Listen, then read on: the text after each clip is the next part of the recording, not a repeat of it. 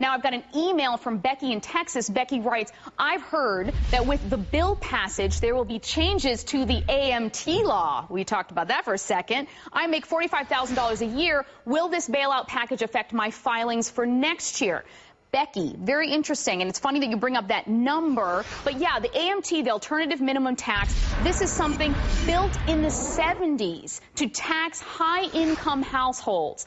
Now listen, only 19,000 people qualified for this AMT. Now, we're talking by 2010, 30 million of us will get hit by the AMT, and for a lot of people, it means paying more taxes. I want to bring in Tracy Coenen here. Tracy, you're a forensic accountant, right? You're a specialist in all this. Can you give us more of a translation of how the AMT patch in the new bill that passed today, how does it work and who's it going to help?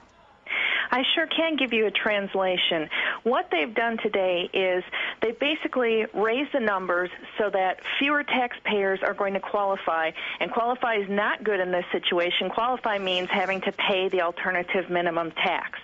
Now, someone who's in the $45,000 range for income isn't going to have to worry about paying alternative minimum tax for 2008.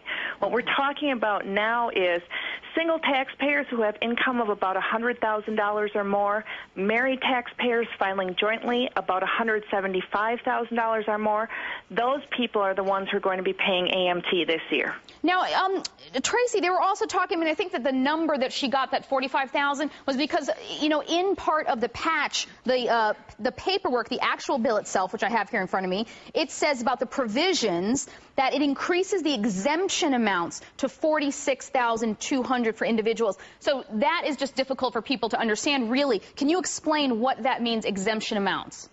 That's right, Carmen. It's a little bit confusing. The exemption amount for singles at about $46,000, joint filers at about $70,000. That number does not correlate to your income, so taxpayers kind of should ignore that because it's a little bit confusing. All that is part of one very complicated calculation that's done to calculate your AMT.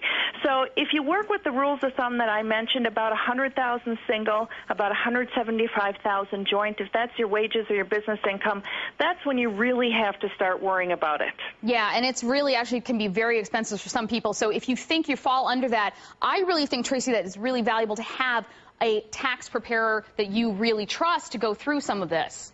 A tax preparer is really critical if you even think you might be coming close.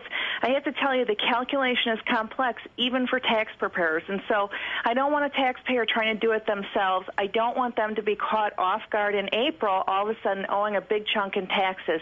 If you're anywhere near those parameters that I gave, you ought to go talk to a qualified tax preparer right away. Yeah, so Becky who emailed us, you're in great shape, Becky. And Tracy, we're definitely going to have you back because, you know, that tax clock will start ticking soon.